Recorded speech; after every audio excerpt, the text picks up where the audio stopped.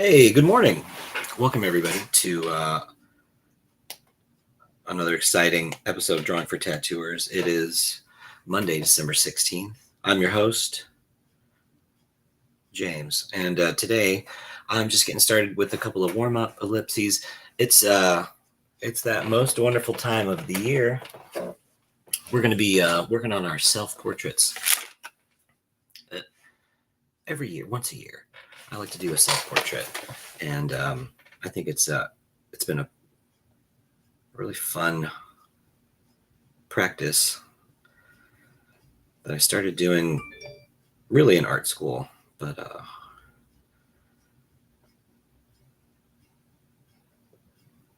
I think it's valuable, even if even if the portraits aren't that, even if they're not all that terribly successful. Again, there's a lot of value in the struggle, right? In the difficulty. Let me see here. I got a message. Ah, very good. Streaming this morning. I sure am. Just like to check the messages. Yeah, let me know in the chat if you've got any questions, or if you want to let me know where you're watching from. It's always fun to see how international it is. We're on the internet, and we're all here watching this. Sometimes we're together, sometimes it's asynchronous, afterwards. But yeah, we're all connected in that way, and I think that's pretty interesting. All right, again, I'm not trying to make it too aesthetic.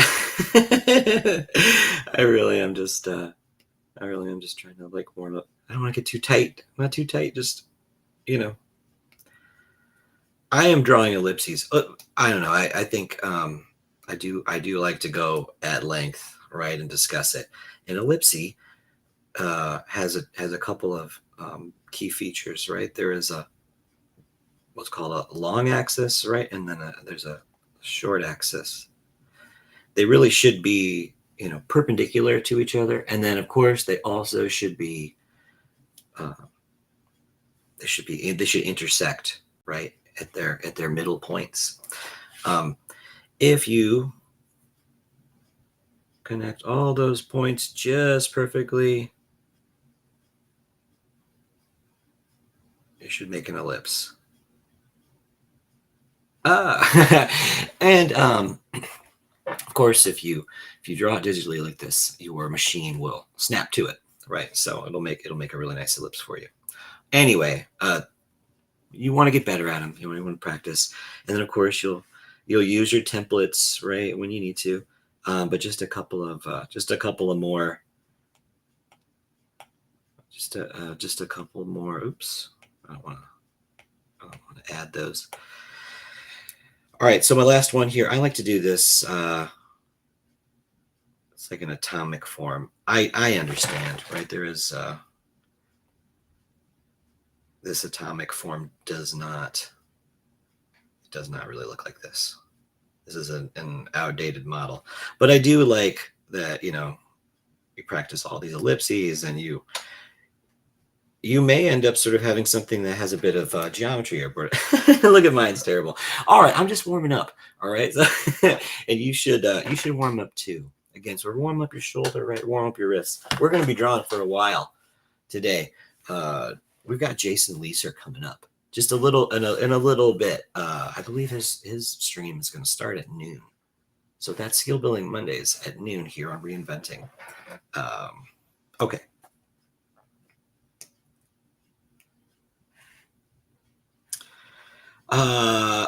Well, I have a portrait that I'll share. Yeah, so this is a photograph that was taken of me at I was at Jeff Gogway's seminar in Seattle. It was amazing. I met a lot of amazing new people. Anyway, Derek from Tattoo Career Builders and Coalition Tattoo Supply was having some photographs taken. I'm sorry, Derek, I don't remember the name of the guy that was photographing for you, but he took this nice picture of me and they sent it to me. And anyway, it's a nice pro photograph. Anyway, I'm gonna draw a portrait of it, of myself, self-portrait. Every year, when I was in art school, when I was learning how to draw academically, we would have a challenge, right? We would draw ourselves in a mirror.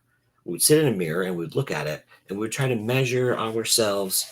We would use this sort of comparative measurement process, that we would really practice it all semester, right? We'd do it. An initial sketch, it would be, of our portrait when we first got to class, right? And at the end of the semester, we would do a new one to kind of demonstrate all the skills we've learned throughout the year, right? And it also kind of marks where you're at in your life. It really can be I think a great thing. But so self-portrait, right? All right. So I'm going to forego the looking in the mirror part of it. That is a real challenge. But the spirit of it is certainly that you set up a mirror, you set up your paper and stuff, and then you're going to draw your portrait. So, right. I'll ditch this. I have this all set up on a reference. So if you go over here to the upper part, the upper list on your Procreate, the little wrench, there is a reference tab right here. Click it. And I've already imported the image, but yeah, just get your image. And then it's a nice reference, and then it stays put, and then I can move my canvas, as it were. And it does seem to, it's a nice way to do it. So again, in lieu of the mirror, right, I'll have this sort of set up, and I think it's a bit limiting in that way, but yeah, no, I think this gives a bit of a challenge, right? And then again, we're gonna just I want to go through some of the steps I'm going to take when I'm drawing this. I'm thinking it'll probably be about half of it this week, and then the next half I'll do next week. Kind of finish it up.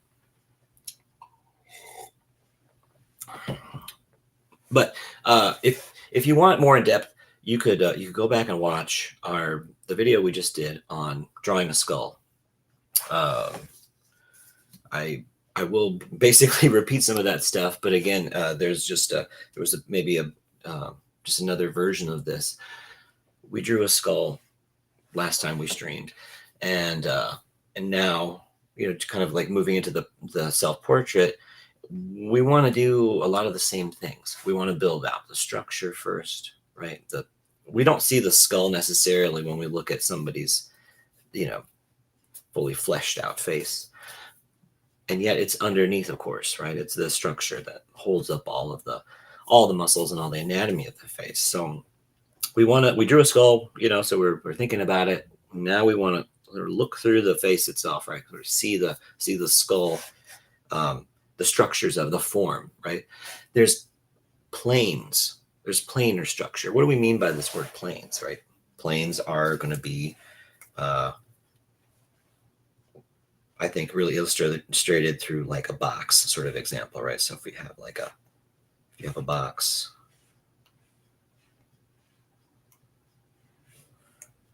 your box is going to have planes. What is this eraser? Your box is gonna have planes, right? So we can clearly see that there's a plane over here on the side, right? And there's a top plane, right? And then there's a front plane, and so on and so forth, right? So planes, right? So the structures of the skull, right? They are planar, and this would be the description we'd want to give, first before we get into any of the details. Any of the details, right? So what would be details? Eyelashes, right? Fingernails. We don't have any fingernails in here, but like drawing hair, for example, right? All of those really interesting bits that we want to draw, we want to structure them out first, right? So again, thinking about our last exercise we did, we were drawing a skull. I think I might put on a little music. we've got some fun music that comes with our. So we'll see. We'll see if this. I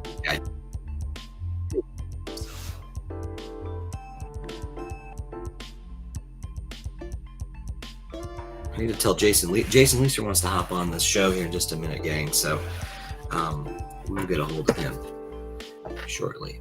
All right, so we're getting started. We're all set. Let's see. Oh yeah, should probably put up one of these.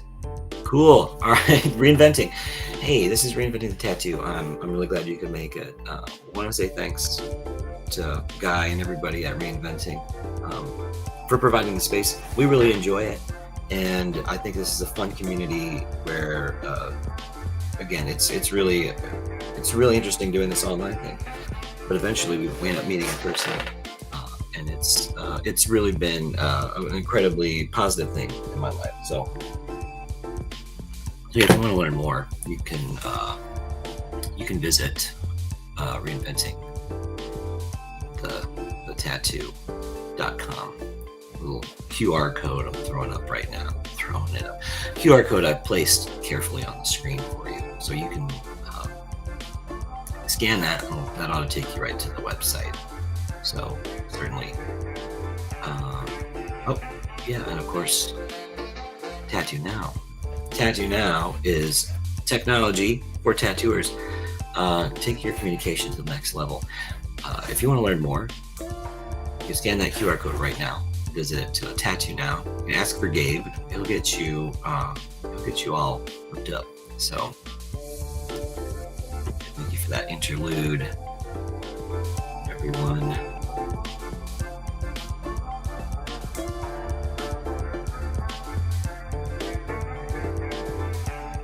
Loud here. Sorry. I'm new here. All right, so this is we're ready. Now that I've messed around, installed, I can get into we'll get into this. All right, so like I was saying, we want to start off thinking about structure. Structure first. Proportion.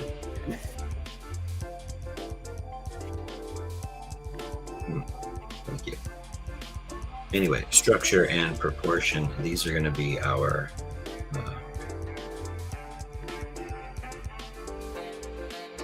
is going to be our concern as we're beginning. So I've got a brush sort of set here. I think I'll use it. And you can use whatever you feel comfortable with, right? You can use a really sharp pencil if you want, but the initial stages of the blocking are going to be pretty rough, right? So I want to start in a really similar way to how we started our skull drawing. I want to compose the image on the page. So I don't want to just start drawing detailed things and hope that it fits. I want to compose it so it has takes up a certain amount of space on my page, so on and so forth.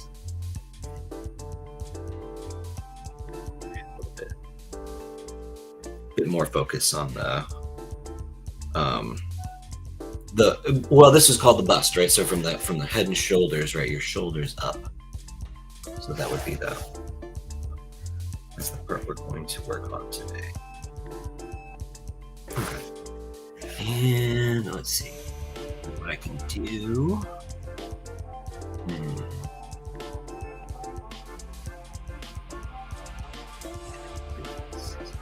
Invite link.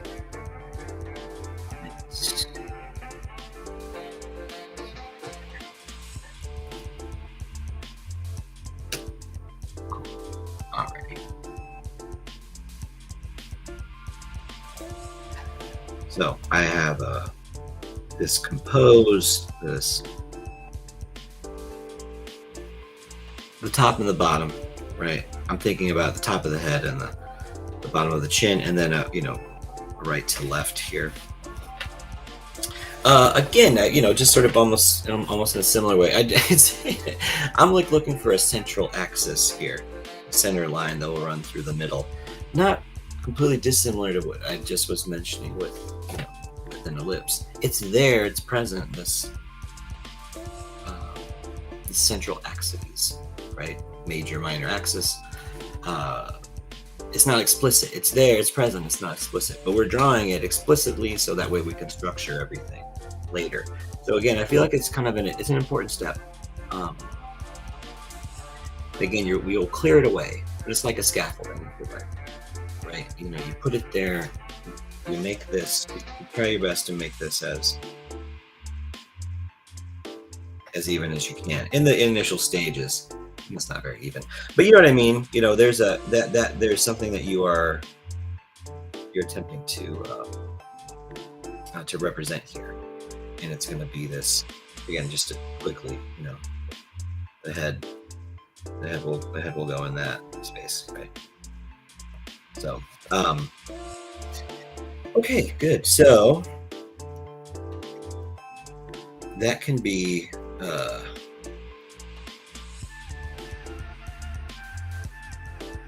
kind of annoying. Like later on down the road, you know, you'll see some sort of compositional issue, and it'll be impossible to sort of uncover it, right? To sort of untangle the knot. So, all right, very good. This will work for me. Now, when we're constructing head, there's really two parts of the skull, right? Again, back to the skull idea, but there's two parts of the skull that will be really of note. That would be the cranium, right? The cranial mass, and then the mask of the face, right? We're not going to deal with as much of the cranial mass in this sort of front-on, you know, symmetrical view. But we are going to see some of it, you know, out here on the very top, right, and then on the sides, right? So you'll want to like give enough of a volume so that the brain fits in there, right? It's the house for your brain. So that part has to be there. Again, we're really going to be more concerned with this sort of mask of the face, which again breaks up into more components.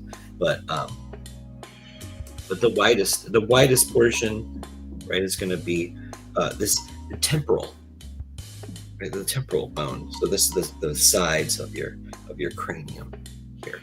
So this temporal mass. And you know, so you can again, you can do. Let's see, I'll be by my camera. You can do like a comparative measurement. Let's see if you can see it. If I'm measuring like the width of my face versus like the height of my face, right? You don't want to move around for it to work out. But again, there's a basic comparative measurement that you can do when you're working with a photograph or a flat image. You really could always just you could use a compass, pair of dividers or something to get this information. I mean, you can trace it. As tattoo artists, I'm sure you all trace a lot. I trace a lot. I think the point of this is that it really is it's a challenge, right? It does sort of stretch those muscles. It takes longer. I think that's a part of the point. It's a part of the point. So it takes longer. So don't rush through. I hope this makes sense. I really do. If this is like you just want to trace it and scribble on the shading and stuff like that and call it done. I think those can be beautiful. So I love drawings like that. This process is a bit more meticulous, and again, it's not like super applicable. Like you have to do it this way. This used to be the way, I guess. The way all right. The way that I'm sort of unfolding this. Would likely it's an academic approach, and it likely would have been, depending on your circumstances, like a part of basically the way, something like this, right? It's like the only way you can do it. Well, we don't live in that world anymore. You can do this. There's a lot of freedom, if you like, right? And it's it's kind of an abyss, right? You can do anything. It can be kind of scary, if you like, or it can be daunting. And so, again, sort of engaging with some of these historical methods, I think, can be really interesting, even if they're not exactly the way that we would go about it today. It's not exactly the way we go about it today. Certainly, we can. There's something that we can gain from exploring it.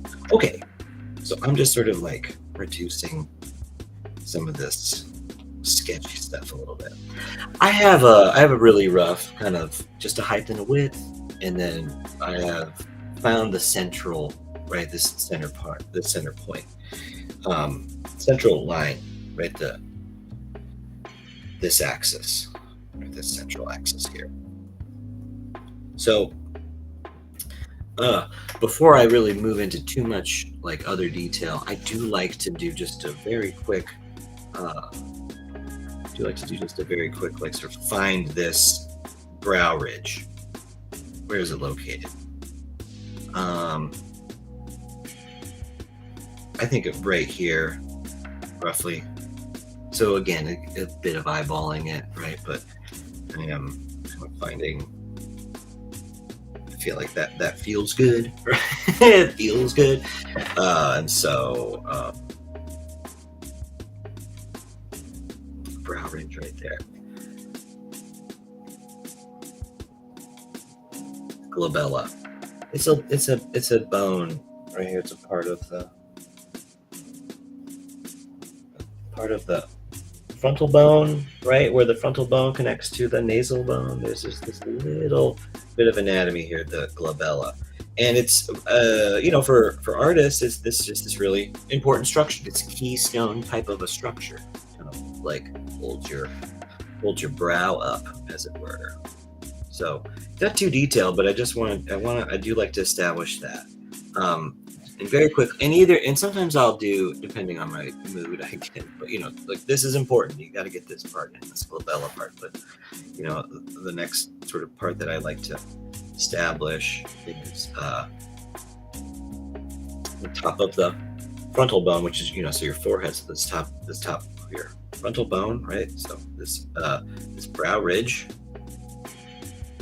under the nose, and then to the chin. Roughly, again, you're gonna see in when you look at people's faces that they're going to differ slightly from this proportion. There's some relation to it here. Probably never exactly it, if that makes if that makes sense. It's never exactly it, but like you're close to this proportion. You relate to it. Human beings relate to it in some way, and that's a part of how we recognize each other as human beings, sort of like this proportional, this repetition of proportions, and we can recognize it in the other, and then see it in ourselves. So anyway.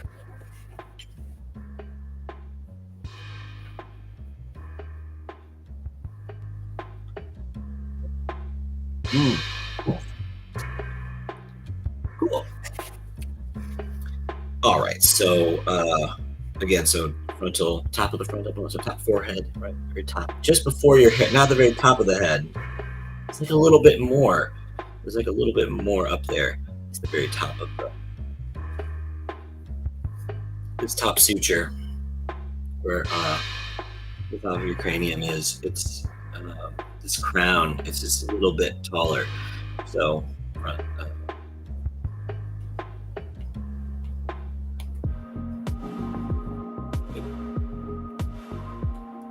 Highlight a bit, right? So there, it corresponds to the top of your forehead, top of the head. So there's a little bit more. I think a lot of times when people are explaining this method or like talking about these proportions and stuff, it gets a little that can get lost. So it is. It's like these proportions plus some excess, right? So it's not I need to say this kind of rule to follow. It's something. It's closer to a principle of like how nature manifests itself. So,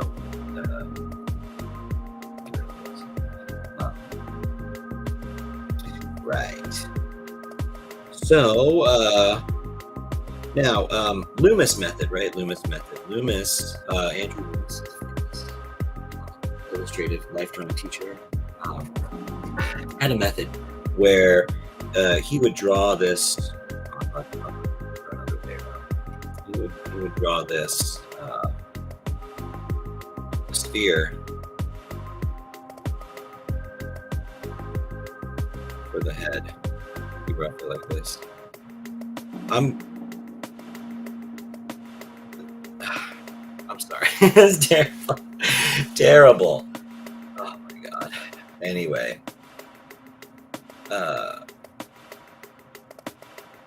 He would draw a sphere.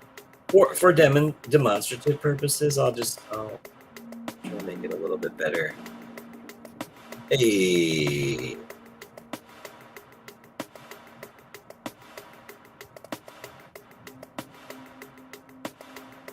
Circle. And I'll move it just to where I want it. Right? Okay. Okay. All right. It's for demonstrative purposes. I wanted to demonstrate what we're talking about. Circle, so you wouldn't get distracted. Right? Anyway, so here's the circle. All right. So now he would chop off a little part of it. And just sort of get rid of that bit. And we don't need that. It's a circle, but we don't need this. Part. In profile, right? In profile, it looks quarter view.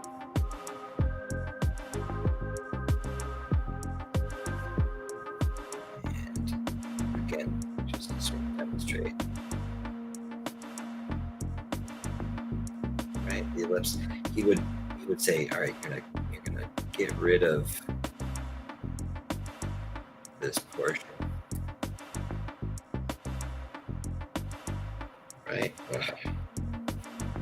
It is complex as a concept, but it makes sense. So you've got a sphere, right? You've just sort of chopped off a bit, and then, right, rather than following this curve right there, right? There's a flat, right? There's a flat bit. So just like like we're doing here. I hope this makes sense.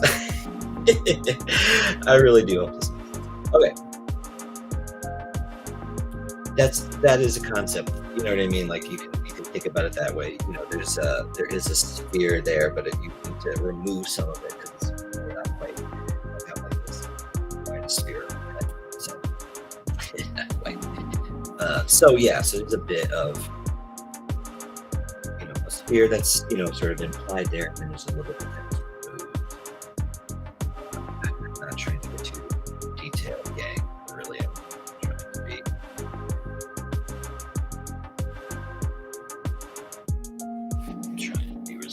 Let's see what's up. We've got Jason Lee's here.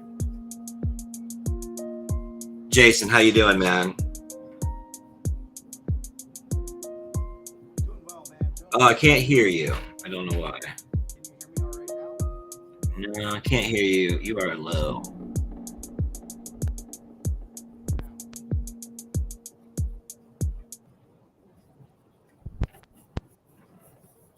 Yeah, 1 minute. I'll let you get your tech figured, and we'll bring it back. All right. But everybody, Jason Leeser, really great to see him. Jason and I we're just at the Puerto Rico International Tattoo Convention in beautiful San Juan, Puerto Rico. If you get a chance, you should come down and join us next year. It really is it's a fabulous convention. Okay. That's roughly. I'm not, I don't hate it. I don't totally hate. So now I would just like to indicate a bit of the neck, right? Just sort of give it the base, right, to support this head.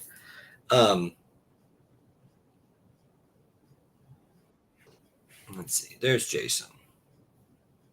Let's see if we can. Hey, Jason. Hey, can you hear me all right now? Yeah, that's much better. Turn your phone.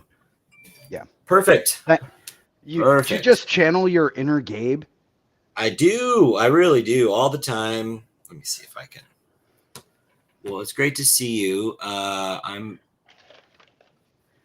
Yeah, it's been about a solid week since Puerto Rico, man. Oh, I know. How can I? I want to add. I wish I could. I got to add you in as a little. See, here's me over here, and Right? I needed you over here too, or your drawing or something like that. You know what I Well, mean? I mean, I don't really have a drawing right now. I'm actually just making breakfast. Well, you all right, Um, you just make breakfast and we're chit-chatting. I'm drawing it a is the most self-portrait. important meal of the day. So I you're doing a self-portrait? I'm doing a portrait of myself Very nice. as me. I'm going as me. And I'm trying to be methodical and do like a bit of a structured approach. Okay. Really uh Are you going with the Loomis method, well, or are you? I was just talking with everybody about the Loomis method and how it's certainly an important one. And so I did describe it just briefly, ever so briefly. Um, but uh, but no, just more of describing the planes. I referenced our skull drawing video that we did Okay. last week or last stream rather. And so this is sort of the next step. And every year I like to do a self portrait, and I've been doing it here. This is the third time now. This is the third time I've done it on drawing for tattooers. So it's starting to become it's like a regular thing. It's like a regular thing. So Well, now, so that brings in a very artistically philosophical question, if you will, yes, and that is, how do you define a self portrait? it's that really is. I think that's actually a really interesting question. To be honest with you, I know that maybe it can sound a bit like simplistic, but Right, right, it really actually is kind of it really is an interesting, profound question because likely everything is kind of a self portrait. You know what I mean right. in that regard. So, but we are getting specific. We're thinking about this in terms of this is actual a drawing we're doing Okay, of ourselves, right? Now, the thing that I've always done has been uh, look at a mirror. Have a right, mirror set up. You have a mirror set up, and then you're drawing your portrait based on the. It's like you're looking at the mirror because you're referencing that. You're like doing, you're making all these comparative measurements, right, all these other sorts of checking angles, proportions, and stuff. But it's in a mirror, so it's challenging to get back in the same spot that you were. Right, you're posing for yourself, so you pose, right? You look at yourself, and then you do all the comparison, right, which does take movement, and then you record it right on your paper, and then you got to get back. It's a cycle. Does this make sense? What I'm saying? right, right, right. And Yeah, it's sort of it like you very don't. much is. It doesn't make sense until you do it. Until Right, you really try to sit and look at a mirror and draw your own reflection, sort of getting back into the pose, and then doing the things you have to do to make the drawing work, and then getting back in the pose. And it really is this. It's a disciplining of your, of your mind and your body in a certain way that I think is really uh, again, it's challenging. It's interesting, and there might be things that you get from it that are really valuable. So, all right, here's this part I think is important, and sometimes can be left out, right, when you're doing a portrait. But if you start to build this part out, I think it really does help, right? So. You can kind of see it ever so subtle on my photographic reference, but the sternal notch, the sternal ah, yes, so the sternal notch, the sternal notch is also known as one of my the favorite notches, by the way. manubrium. It's also known Yes, as the manubrium. that. And the manubrium, right? It's a particular spot, right? But it's going to be like roughly here. I want to measure it, so I'm just going to do just a quick measurement. I'll just photograph from here and just quick.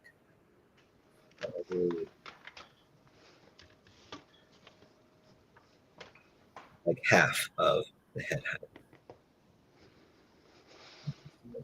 So, but yeah, you got to. There has to be like enough distance for it. So roughly half of the head is going to be there. All right, so sternal notch. It your sternum, your the bone that is in the very front of your rib cage that holds all your ribs together has three parts. The manubrium. Uh, there's the head. The manubrium is like the it's the manubrium, and then there's the body of your sternum, and then there's the lower part, right? The third little part. It's a little tiny bit called the xiphoid process. It looks kind of like this, right? This is like the head. Another name for the xiphoid process is your solar plexus. That's how I was always taught to refer to it, just Solar because, plexus. yes. I don't see. I didn't hear. I don't know. I didn't know that one. I guess I thought solar plexus was were muscles, but Well, that's same, I guess, area on the body as your xiphoid. The only difference is one's referring to a muscle system, the other one's referring to the actual bone they're like, look at or this piece thing of that you just cartilage. drew. What did you draw here? Well, anyway, this is your rib cage, right? These ribs. These are Yeah, that ribs. does look rather phallic, but They're gonna come you in. know, Look, I didn't design it. You're gonna have to take it hey, up. I'm You're not gonna have to saying you take it up with did. the management, Jason Lee, sir. I'm, You don't like the way hey, hey. you don't like the way that looks. You're gonna have to take it up with the management. But anyway, all right, we'll get rid of it. Anyway, so yes, it looks crazy, but yeah, if you don't want to know, then just don't look Well, at it's your the basics larynx. of Don't human look at your anatomy, right? larynx if you really don't want to know, because Yeah, right. that one will get you. Um, okay. The point is there's a bony landmark right there, right at where your rib cage begins. So that distance between your chin and your rib cage, right? It's gonna be it's gonna change slightly depending on the tip of the head, but you'll look for that, look for the relationship. Um, but yeah, uh, from there you get you get your collarbones, clavicles, and they're going to extend out. They're going to meet up at your shoulder blade. So your clavicle bone meets up with your shoulder blade. It's a point called the acromioclavicular joint. So that's where your clavicle meets your acromion process is a little part of your scapula, your shoulder blade. All right. So just rough this in because I can't see it. It's under the shirt, but I know it's there structurally, right? Kind of like have some structure here. We have trapezius. It is a slightly triangle shaped muscle. Those are known in the world of pick things up and put them down as your traps. The traps. You want to, you, yeah.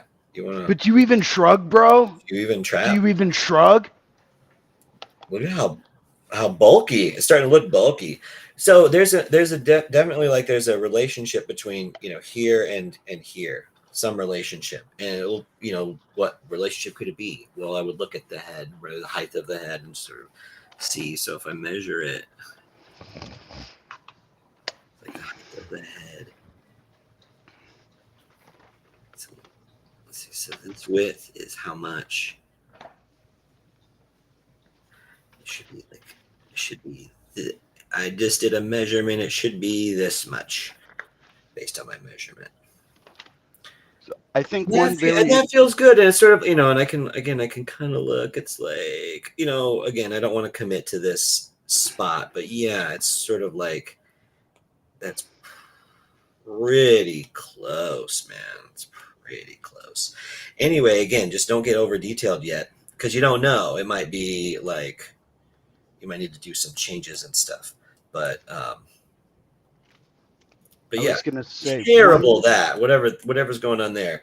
But one yes. major thing to remember when you're doing stuff like this, essentially, and especially when you're picking out all of these different areas, it's very important to remember that as you're deconstructing something from a photograph, making sure that your anatomy is correct, it's going to help ingrain in you the exact way that you would go through and you would construct a new, hypothetical or imagined figure, right? Because all the areas, the proportions, they're all going to relate to the other. And if you forget something like the xiphoid process or the the oh, now I forget the name of it, the notch, Yeah, the sternal notch. Well, let me the say this sternal real quick. notch, I agree those with are you all key totally. parts of human anatomy. I agree with you totally. But here's what I think, and tell me if you agree. I feel like what you're just describing is like a vernacular. So Yes, if you correct. want to pick up the proportions of human body and then use them in some other way. It's like you've sort of you're using understandable something that's understandable to another person. Right. Does that make sense, right? Like Exactly. You're like, I learning the understand this as language. human, and then you see it recontextualized in some other way, and it could be really interesting or disconcerting. Obviously, it could be very much like art. So, mm, It's man, very much a language, yeah, and you're learning the words in the language as you're learning these parts. yeah. It's well, it's sort of a it's a way. I guess I look at it like this: there's the images we make, right? Just a mark on a page, and people say this on mark making. I don't know if anybody's ever heard that. Yes. We have dark and light contrast. That's pretty much it, and that's the level of legibility. Can you make a discernment of one thing to another? Can you discern the figure from the ground? Right, and that's at the level of legibility. The level of readability is some other symbolic language that you're using. So like we're talking about, like referencing the bony landmarks becomes referential of a symbolic of this of a body. And this is what I'm this is a part of it.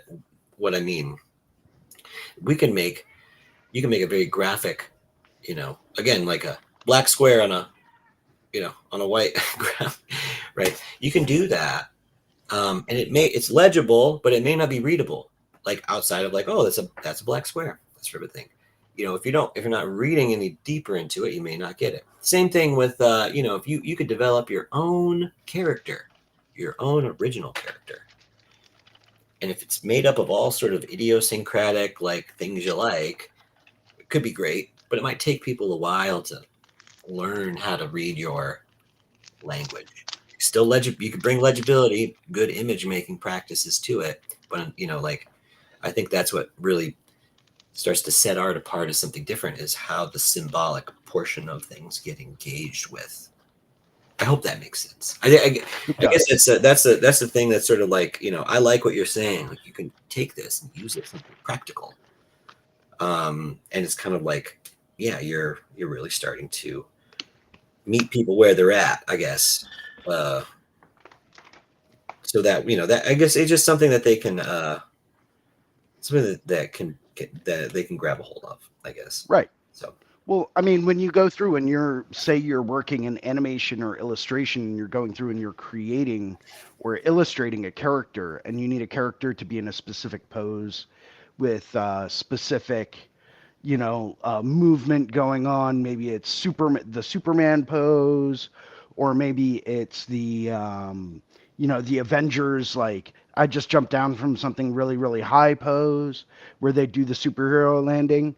hmm If you know and you understand your basic anatomy, you can create a very quick gesture drawing off of that will help you lay out where all of those pieces go.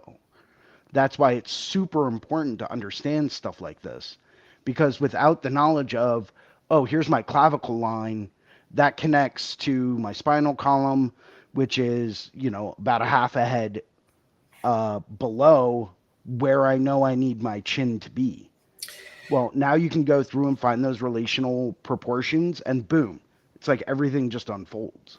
Thank you. No, I think that's really well put. And I don't want to make assumptions about, uh about where people are at with stuff. I'm still working on it. I don't have the answers. I'm just, again, I'm just sort of, this is a way that I was shown how to do this, and for me, I'm sure I have teachers like, I didn't show you how to do it this way or whatever, but I was shown how to do this. I love sharing it. I think there's valuable insights that one can gain, kind of in the of course this quest to know yourself. I think, So anyway, what I'm doing right now is I'm just actually I'm trying to clear the visual field a little bit from any two, again, I was just mentioning it, like this whole idea of legibility, too much legibility, right? It can be distracting, too much contrast, you can really get distracted. So again, you get some, and as tattoo artists too, like, you got the ink all over the place, you got things starting to get marked up, but you might have to like wipe away the excess, so that way you can really start to see some of the points, right, that are important. Um, Right. but yeah, that is pretty close to I'm getting pretty close to where I want to be today, because today is just block in day, right? I'm just sort of blocking in like where the form and stuff is, and then the whole idea is next week, rendering it. And I would love it if if anybody wants to, uh, if anybody's interested, you could certainly draw your portrait. And if you wanted to hop on here, you can join tattoos.social. I don't think I have a QR code for tattoos.social. Of course There I should do. be one in there. Of Yeah. course I do. Tattoos.social. Tattoos and fine art. Tattoos.social is a brand new uh, media hub for reinventing lowbrow know-how, fireside tattoo career builders. We've got the reinventing. Uh, I think this is where we're meeting for reinventing stuff. Um, Additionally, uh, we have monthly gatherings. We watch fun movies. Um, yeah, tattoos.social. Very cool. But if you join tattoos.social, you get updates for when we stream. And then, of course, you can get access. Join us live. So if you'd like to join us live, you know, please feel invited next Monday at 9 a.m. Eastern. And if you wanna show your self portrait off, I'd love to see it. And it might very well be a great time to just sort of keep working on them together. Keep working on them. You can show your portrait off. You can get some feedback if you like. Now, James, So I am kind of curious. yeah, Out of the different methods that there are to do a self-portrait, especially when you're just at the block-in phase, yeah. why did you choose this method? Was there Uh, a reason why you preferred this method over other methods, or because there are some people that would go through and then, maybe they would go through and they would blur out the photo and they would try to just pick out tonal values huh. and just try to create tonal value areas in relationship to other tonal value areas. Even if the anatomy wasn't 100% correct, Mm-hmm. they knew that if this value was next to this value and across from this value. So, was there a reason why you went with this methodology over a different one? Yes, totally. And I was talking about it a little bit earlier. Okay, I No, no, apologize it's for all good. jumping in there. But I think this is really relevant. And so what I was talking about earlier was describing things in planar relationship. So we have planes, and when I say that we have planes, what I'm of course talking about is just like a block, Mm-hmm. just Okay. like a block, right? That makes And sense. so we've just got these clear three dimensionalities, right? There's a so the idea, especially when you look at a flat portrait, it can get real flat real easy. Yeah. But get rid of this block here. What you can have is you could have some 1 point perspective. So you might have a block where you can see a square, and then it starts to go back into perspective.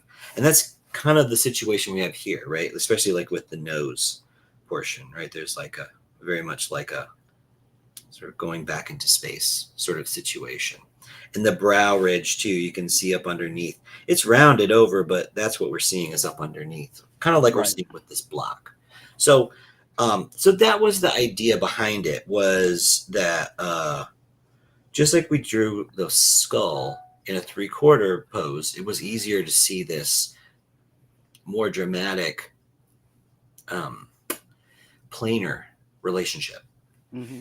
So here, and that's a part of the whole this fundamentals as this, right? What you're talking about, I think, is very advanced. Mm. Just Okay. putting the tonal values next to each other, and so again, if one is to be, one got very very adept at copying the photo very carefully, very faithfully, then you might be able to like just put one tone next to each other, and it does end up working out. Um, but I think that's for me, that feels like it might almost be a bit of a happen. You know what I mean? That might just sort of it Right. just Right. sort of happens or it doesn't. I like the idea of thinking through it like structurally, being Okay. able to take from all of the richness of sensation, right? All like everything we're seeing all the time, all the sense that's coming in. Uh, Being able to take that and abstract from it. So the vibrant colorfulness of all life, it's exuberance, and then this cold gray abstraction. And that like you start from there again. You build up from that. Everything is gained, I think, in that movement from vibrant, colorful immaturity to the more mature gray abstraction that again goes through this process, right, where you end up um, coming out the other. There is another side to it, right? So that's Right. what I suggest. That what you just described is basically running, where I'm describing the crawling. We're crawling before we Right. sprint. And that makes a lot of sense. It Yeah, does. it's Yeah. beautiful doing it the way you described it, and I love people that do it. I think that there's more going on than they're letting on. Right. And so if you just again, if you just sort of do it, if you perform a magic trick for people and then you say just do it like this, you know you may have deceived them. Yeah, I say it can cut both ways, right? You could deceive people in a very productive way, right? Or you could deceive people in a very destructive way. These sorts of things, right? So you just do a perform a magic trick, so anybody can do it like me. That may not be fair, but instead of kind of going through this process of uh, you know it's unsure, it looks ugly sometimes. It takes development, um, but you trust it, and at the end something really beautiful can emerge. For me, it of course was the whole time was the process part, was growing through all of the uh, through the discomfort, right? It's not comfortable to draw this way. um, it feels good afterwards. I mean, it can be very rewarding, I think, to accomplish something this way, but does not is not comfortable. I don't think, if that makes sense. It does If indeed. that makes sense. Right. I hope that was that. Did that help? Or Yeah, no, it really did. thank you. Um, yeah, and I think this way is a lot more comprehensive. I Mm, just wasn't sure, why? why you Totally. wanted to move in this Mhm. direction. So, Yeah. So I think But it makes sense now. it is valid, and I've definitely had, I've had people question why in the past, and it's sort of like, and to me, I think it can be really easy to be dogmatic, Hmm. right? I get told something, and like that's the way it is forever, without ever, without being thinking critical, right? Without ever being, the other word would be heterodox, right? Without, going against, and that's the thing you just mentioned, like all those people that do really uh, this this interesting approach to image making. They make it real scribbly, and it just looks beautiful. Something, they had to go against the grain a little bit at a certain point. Hmm. And so yeah, And it all doesn't always work. right, it doesn't. Well, that's, I think uh, experimentation is critical. You have to do it. However, when you're performing your art, I believe it really should be a very like professional, practiced thing. Your art, your tattoos, whatever. So again, like have this very like all of this wonderment, all of this, childlike sort of the ability to sort of, to be surprised, and to really find a lot of joy in doing things that are, that are new, and you may not get it right away. It might be challenging. So, um, but yeah, again through that process, you're trying to discipline yourself, right? Just like that idea, like we're going to the mirror, and we go back to our paper to draw, and go back to the mirror, and go back to the paper to draw. Um, yeah, I hope that's it's not it's not a, it's certainly not like a 12 rules for your life at all. I don't think it's more like, you know uh just get on here, and just get here and grind, and don't expect any don't expect any Right. results for a long time, and just continue to grind, even though the grinding is, uncomfortable, and you're not, and everyone's like, why, what's the point of that? Anyway, so I'm just trying to put in a bit more of these planes, right? I have these basic planes, like sort of front, right, the front part of the face, and you can really measure these, I think, really explicitly. But it's like, the very front, the most prominent part of your forehead, is The really, glabellum. yeah, right here. We've got this glabella right here, and then we've got this frontal bone, um, my hairline. Good to record where that is as it moves.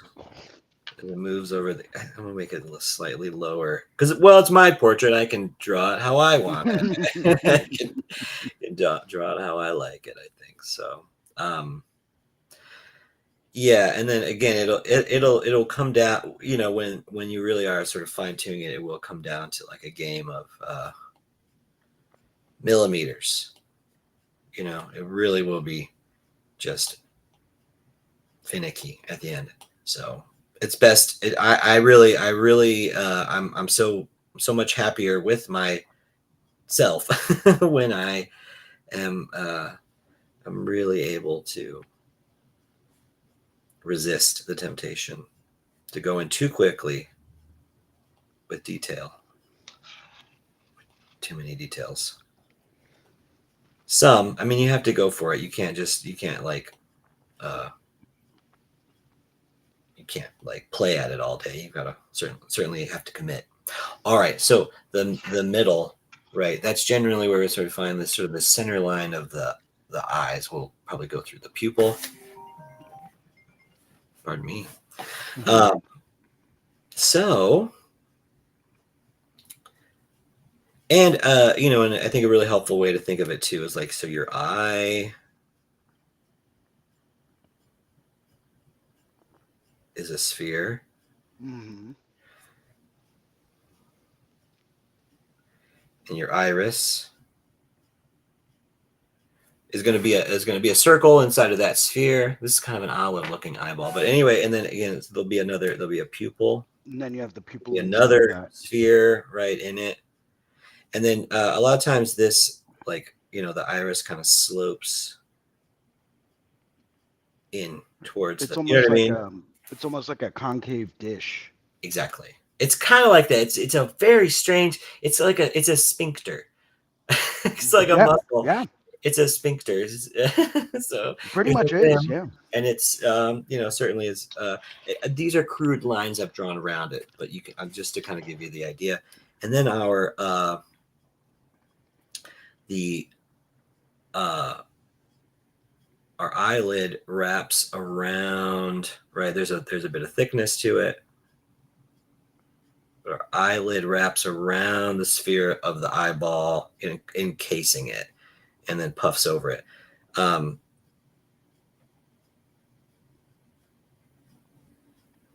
Wraps around it, right? And I think this is what gets this. These are the sorts of things that can get lost in the structures that can get lost when you're just sort of shading it. If you don't know what you're looking for, that would be the caution that I would caution people. Like, go for it. Try the shade method. Just sort of block it in with shades and try to make it. Try to render it that way. But what you can easily start to lose sight of is that it's the forms of things. It can be difficult to wrangle that. Let's see. We've got somebody in the triggering my anxiety. Well, you are in luck because we're not listening to it anymore. So, uh, yeah, turn it off. If you don't like it, get out. Because I like it. So this is the point that I'm trying to make. I'm trying to find where things go. I don't know what layer that's on. Wrong layer society. So now I would I'm not going to try to draw like too detailed of eyes, but more the shape of the lash that we just sort of drew here. And then this, right? So I know we were just talking about like, oh, you want to shade it in, blah, blah, blah. Be careful. And that's kind of how you have to, that's how I approach the shapes of the eyes themselves when I'm sort of doing it initially, is just draw the lash in and then hang the iris off of that. And I don't know. It might be a bit large. It's easy to do. I'll check my proportions later. But yeah, this part I think I can kind of sketch it in a bit, and then I have like pretty prominent, like, I'm not gonna call them bags, but just I'm gonna say lower. It's pronounced lower eyelid. It's somewhat pronounced, so I think it's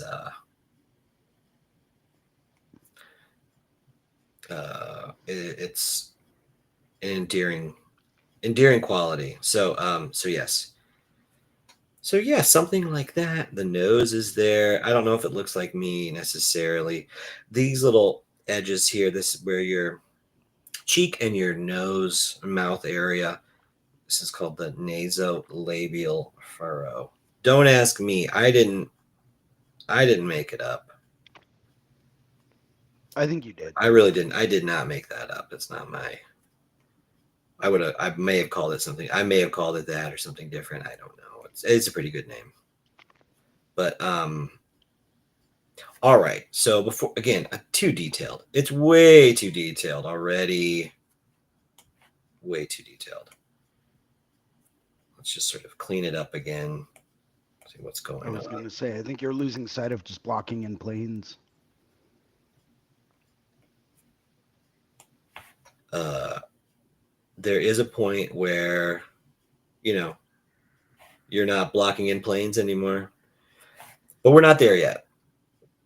Okay, so this last bit that I wanted to add here, let's see, we'll flip it around here. I don't know I'm not looking at my reference. I'm just trying to look at this. It's There might need to be a little bit more mass over here. Possible. That's a little better. Yeah, a little bit more angular. Yeah, just a little bit more. Again, proportion. And I've flipped it around, so it's hopefully a little easier for me to discern it. But whatevs. No shading yet. Okay, so cheekbones. Your cheekbone is called the zygomatic. So again, a really complicated little, uh, complicated planar structures. Just trying to bring the zygomatic bone and zygomatic arch, because again, it's the as I'll go over here to this reference. Your eyelid again sort of is surrounding the sphere of the eyeball itself, but the eyeball itself, right, is encased in the orbital socket. And your orbital socket in your skull uh, is constructed of the brow ridge up here. I can use a different color probably. The brow ridge up here on the superior part, and then the zygomatic arch down here, the inferior part. So all of those are that's just the anatomical structure. Oops.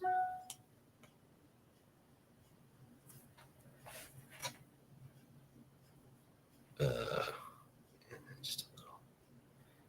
I'm more squinty. I'm slightly squintier than this character. That's it. Look how squinty. That looks so squinty. All right, so zygomatic arch, and I like this angle. I might need to have I need more mass over here, and then maybe more ear. Just a little bit. I'll take some time to kind of, to go over this and make sure that it's, proportioned as I like. It may need a bit of revision, but this is the spirit of the challenge: is to make yourself notice these relationships. That's the idea. And I think that when you may catch yourself at an early stage. Let's see, I want to line this up. Mouth, roughly there.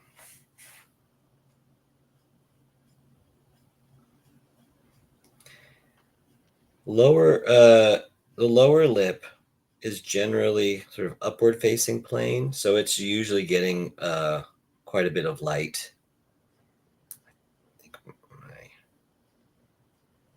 goes slight bit more chin.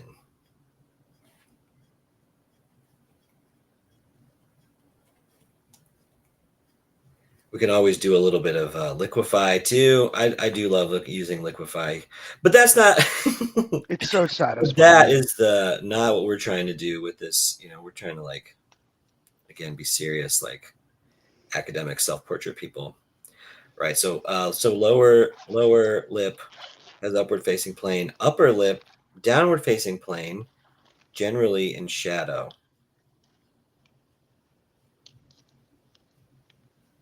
Something like that. Uh, it's a little wide. It's not quite there yet, everybody. So I think with a little bit of, I think having a bit of getting a bit of critical distance and not rushing it. You know what I mean? I don't want to rush it all in one go. And sometimes, yeah, we'll just get rid of some of the extra marks. Maybe it's not so bad. It's cute. I think it's cute. Squinty there.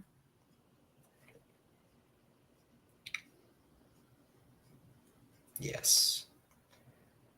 This nose was gesture. I don't want to fall in love with that nose because I really was just a quick gesture.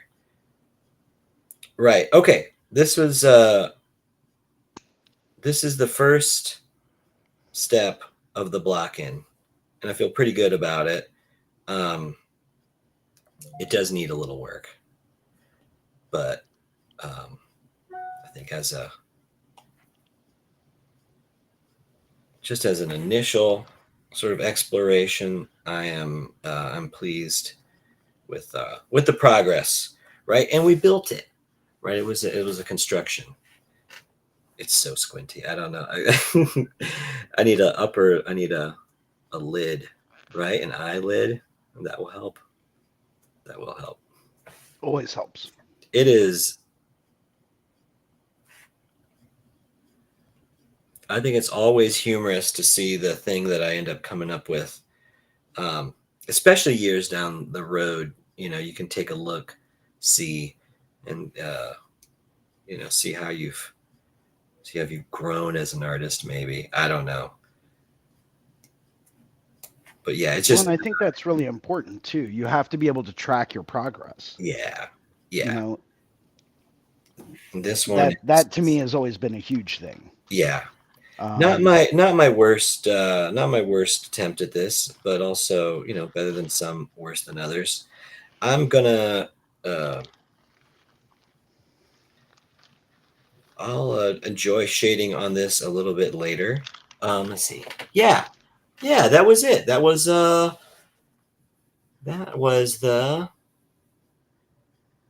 show. That was the awesome. show. And here, let me get rid of this here for a minute. Yeah. Uh, yeah, it is a bit off. It's like a little wide at the top. I'll work on it. I will. I'll kind of, I'll tease that a little bit. Ugh. It is like I have done demonstrations before, and it really can be uh it can be so embarrassing, to look at your product. And, oh, that was what I demonstrated. Um, but I don't want to be too tough on this one. A lot of fun. Yeah, I think I you do did pretty enjoy it. well. I really do enjoy it. So I'm just oh yeah, this okay, and this is something that I learned a long time ago. I think it's important. It's like this angle. Sorry, I'm like fixated on it. All right, so this is what I'll show you. So um, right here, this muscle. I'm drawing it over here in red for you to see. This muscle right here, on the side of the neck, sternocleidomastoid muscle. So, what does that mean? It's this side. It's the side of your neck, right? These two big muscles, right? It makes this right. It makes this shape that I'm drawing in right here, right? So you've got your throat, and then you've got these two big muscles on the side. So rather than drawing the neck like a trunk, you know what I mean, or just two lines or something like that, it's the sternocleidomastoid muscles and trapezius, right? And then this throat, this throat area.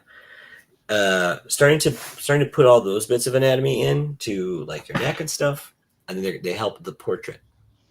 They certainly do help the portrait part. Um, but yeah, no, you know what? Like, I just saw some great Sean Barber paintings, Love right? Sean Barber Like, paintings. yeah, I love Sean Barber, and he's a great tattooer. But he does this like really fun painting thing where he paints portraits.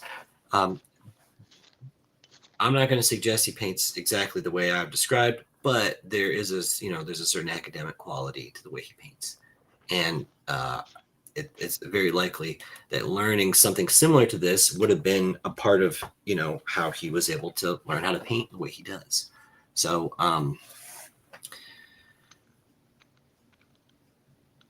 there are all kinds of ways to make art, and this is just one approach like uh, Yeah, it's just one approach of many that so we're not really even scratching the surface, as it were.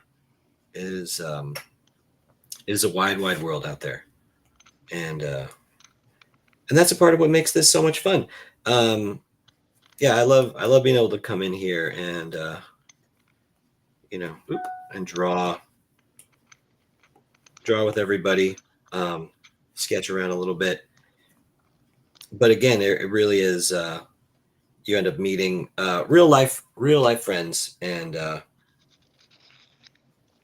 comrades, right? So correct. this is. I know. I'll keep messing with it. I'll stop. I will stop. Now's the time. Now's the time.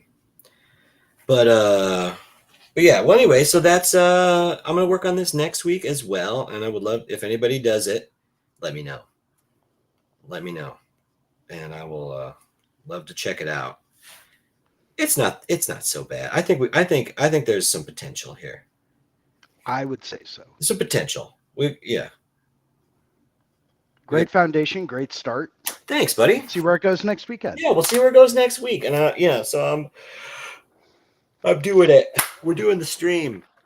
We're And doing the it's been a while. things. It's a labor of love. I love doing it. But it can really be it can be a labor of love. So but I am glad to be here. Well, we're happy you're here. There it is. Hey, um, this was a blast. I'm really glad I did. Whenever I get on here and stream, I'm always glad I did it. So, um, I will. I'm gonna sign off. And are you streaming today, Jason? I am today at noon. All right. Feel free to catch me. We are working at the Skill Building Monday Drawing Group here live on the Reinventing the Tattoo Network. And today we are going to be doing a convention overview of where we just were, some of our fun antics that we got up to, some of the things that we learned. And we're going to be working on either a value rendering of a dragon or drawing roses. Awesome. Awesome. Well, can't wait to catch up with you about it. Had such a fun time at the convention, and yeah, all the hijinks. Oh, yeah. But Oh, yeah. yeah, it really was great. So all right, well, I just put it up again right here, reinventing the tattoo. Scan that QR code, it'll take you right there. Tattoos.social. If That's you where you really can want find to, yeah, us. you want to catch up with us, this is a really great way to do it. Tattoo now. Thank you, Tattoo Can't Now. recommend it enough. I won't lie. Like I use it, and it helps me communicate with my clients. It helps them know that we're connected, right? That I'm thinking about them, that their appointment is coming up.